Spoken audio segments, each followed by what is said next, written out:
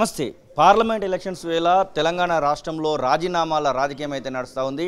నిన్నటికి నిన్న మాజీ మంత్రి హరీష్ రావు రాజీనామా అస్త్రాన్ని అయితే సంధిస్తే ఈరోజు బీజేపీ నేతగా ఉన్నటువంటి ఏలేటి మహేశ్వర్ రెడ్డి కూడా అదే అస్త్రంతో ముందుకైతే వస్తున్నటువంటి పరిస్థితి.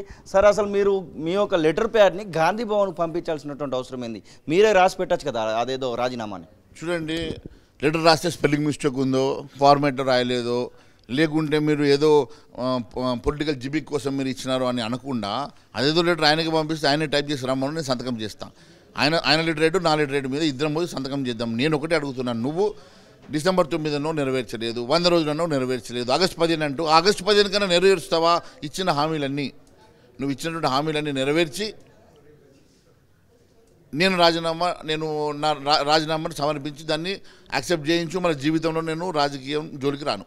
కానీ నువ్వు ఆగస్టు 15 లోపల ఇచ్చిన హామీ నెరవేర్చకుంటే నువ్వు ముఖ్యమంత్రికి రాజీనామా చేయడానికి సిద్ధంగా ఉన్నావా? దానికి మరి నువ్వు సిద్ధంగా ఉంటే చెప్పు, నీ లెటర్ నా లెటర్ పట్టుకుని వెళ్దాం. నిన్న హరీష్ రావు చేయడం జరిగింది. సేమ్ ఇదే తంతు గన్ పార్క్ వేదికగా చేసినటువంటి పరిస్థితి. హరీష్ రావు చేసిన తర్వాత మీరు ముందు సవాల్ విసిరినప్పటికీ కూడా హరీష్ రావు ముందుకు వచ్చి హరీష్ రావు ముందు చేసిన తర్వాత మీరు చేస్తే ఇది ఏదో వాయిస్ వర్స ముందటి నడుస్తున్నట్టుగా అనిపిస్తుంది కదా. చూడండి, నేను చాలా స్పష్టంగా బహిరంగ లేఖ రాశాను. బహిరంగ లేఖలో చాలా స్పష్టంగా ఇచ్చిన హామీలు నెరవేర్చాల్సిందిగా కోరాను. నువ్వు 15 ఆగస్టు లోపల చేస్తే నేను రాజీనామాకు సిద్ధమని చెప్పిన. 14 ఎన్నికల్లో 14 సీట్లు గెలిస్తే నేను రాజీనామాకు సిద్ధమని చెప్పిన. కానీ ఆయన భారతీయ జనతా పార్టీ చాలా నిక్కార్సుగా స్పష్టంగా ఛాలెంజ్ చేసింది కాబట్టి ఆయనకు దమ్ము ధైర్యం లేక ఆయన ఇప్పుడు ఇమీడియట్గా డివైడ్ చేసి ఆయన బీ టీం ఉన్నటువంటి బీఆర్ఎస్కి వెళ్ళి ఒక ఛాలెంజ్ చేసినట్టుగా ఆయన అక్కడికి వెళ్ళి ఛాలెంజ్ యాక్సెప్ట్ చేసినట్టుగా మొత్తం సబ్జెక్టు డైవర్ట్ చేసే ప్రయత్నం, ప్రజల మూడ్ని డైవర్ట్ చేసే ప్రయత్నం, ప్రజల మూడ్కి వెళ్ళి ఈరోజు మొత్తం టోటల్ ప్రజలందరినీ కూడా ఇది ఛాలెంజెస్ వైపు ఏదో ఉన్నది అన్నట్టుగా ప్రజల్ని మభ్యపెట్టే ప్రయత్నం. అరే, నువ్వే హామీ ఇచ్చినావు కదా, పీసీ అధ్యక్షుడిగా నువ్వు హామీ ఇచ్చి గెలిచి మ్యాండేట్ తీసుకొని నువ్వు అధికారంలోకి వచ్చి ఇది నీ బాధ్యత కాదా ముఖ్యమంత్రిగా? మరి నువ్వు నెరవేర్చినటువంటి ఈ హామీల కోసం ఛాలెంజెస్ దేనికోసము? What for these challenges sir? దేనికోసం ఈ ఛాలెంజెస్? ఈ ఛాలెంజెస్ అంటే నువ్వు ప్రతి హామీకి 420 సార్లు నువ్వు ఛాలెంజ్ చేయాలా, 420 సార్లు దేవుడి మీద ఒట్టు పెట్టుకోవాలన్నా? ఇది ఎక్కడ న్యాయం అండి? భారతదేశ చరిత్రలో ఏ రాష్ట్రంలో కూడా ఇటువంటి మేము చూడలేదు. ఇది కొత్త ఒరవడి, ఇది మంచిది కాదని తెలియదు. ఎంపీ ఎలక్షన్స్లో ఎలా ఉండబోతుంది? 17 ఎంపీ నియోజకవర్గాలలో ఎలా ఉండబోతుంది? ముఖ్యంగా ఆదిలాబాద్ నియోజకవర్గం నుంచి మీరు ఎమ్మెల్యేగా అక్కడ కొనసాగుతూ ఉన్నారు, ఎల్పీ నేత కూడా ఉన్నారు. ఎట్లా ఉండబోతున్నారు ఫైనల్గా? నేను ఆ రోజు నుంచి ఈ రోజు దాకా చెప్తా ఉన్నాను, అత్యధిక మెజార్టీతో ఆదిలాబాద్ గెలుస్తుంది. అత్యధిక మెజార్టీతో మా భారతీయ జనతా పార్టీలో ఉన్న 12 సీట్లు గెలవబోతున్నాం.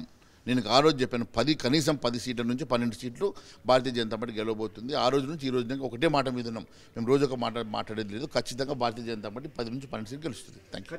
ఏక్నాథ్ షిండే అనేటువంటి పదం చాలాసార్లు వినబడతా ఉంది. ముఖ్యంగా బీజేపీ ఇక్కడ ఎవరు ప్రెస్ మీట్ పెట్టినా కానీ అది ఒక పదం అయితే వినబడతా ఉంది. ఎవరు కాబోతున్నారు? ఎట్నుంచి ఎవరు పోబోతున్నారు? అసలు 20 మంది టచ్లో ఉన్నారని మీరు కొన్నిసార్లు బాంబు పేల్చడం జరిగింది. కొద్దిసేపటి క్రితం రేపు ఒక బిగ్ బ్లాస్ట్ చెప్తానని చెప్పడం జరిగింది. అసలు ఏం చేయబోతున్నారు? చూడండి, ఏ రోజు కూడా నేను ఆ అంశాన్ని మాకు టచ్లో ఉన్నారు, మీకు టచ్లో ఉన్నారు మేము చెప్పలేదు. ఎవరు చెప్పారో వాళ్ళని అడగండి. రెండో విషయము, నేను ఈరోజు కూడా చెప్పింది ఏంటంటే, మీరు 26 మంది బీఆర్ఎస్కి వెళ్ళి మా వైపు వస్తున్నారని చెప్పినటువంటి రేవంత్ రెడ్డి గారు, దానికి టీం లీడరు నిజంగా హరీషేనా? ఇప్పుడు అర్థమైంది మీ ఇద్దరి మధ్యలో చీకటి ఒప్పందం అని మాత్రమే అన్నాను. బస్సు యాత్ర పైన ఏం కామెంట్ చేయదలుచుకున్నారు? ఎక్స్ చీఫ్ మినిస్టర్ బస్సు యాత్ర చేస్తున్నారు, 17 నియోజకవర్గాలు కవర్ చేస్తారంట. ఇప్పుడు ఎవరు దుకాణం ఆయన దుకాణం నడిపిస్తాడు, ఏం చేస్తాడు భూసల్తనానికి? ఇది పరిస్థితి. ఏలేటి మహేశ్వర్ రెడ్డి ఖచ్చితంగా 12 పార్లమెంట్లను గెలుస్తామనేటువంటి ధీమాను అయితే వారు వ్యక్తం చేసినటువంటి పరిస్థితి. కెమెరా పర్సన్ సతీష్తో కలిసి శ్రీనివాస్ తొలివేలుగు, హైదరాబాద్.